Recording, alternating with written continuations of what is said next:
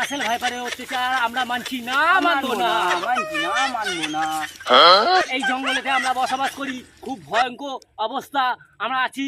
Russell viper সব জায়গায় ঘোরাঘুরি করছে, পা পড়লেই দংশন দিচ্ছে, মানছি না, মানবো না। তাই দেশের বলবো আমাদের থাকার জন্য রাসেল ভাইপার গুলোকে তোমরা তাড়াতাড়ির মধ্যে ধরে জেল হাজতে বন্দি করুন। এই রাসেল অত্যাচার আমরা মানছি না, মানবো না। মানবো না। এই জঙ্গলের মধ্যে আমরা বসবাস করি, এই গাছের মধ্যে আমরা থাকি, ওপরে নিচে এরকম ভাবে আমরা থাকছি। খুবই আমাদের মনেতে রিস্ক। আমাদের পাড়ায় এই আদি হালে করে একজনকে ছবল করে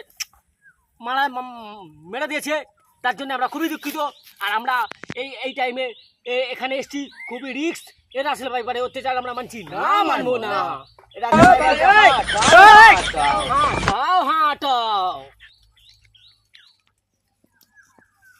কালবৈশাখী ঝড়েতে এই বড় বাগানটায় জানুন প্রচুর থাকে, আমরা জানুনগুলোতে আসতেও পারছি না, এত জানুন পড়ে আছে, লোভ লেগে যাচ্ছে। আমরা রাসেল ভাইপারের অত্যাচারে আমরা আসতে পারছি না। তাই সকলকে বলবো এই রাসেল ভাইপারের কাছ থেকে আমরা এখানকে দূর করুন। এই রাসেল ভাইপারের অত্যাচার আমরা মানছি না, মানবো না।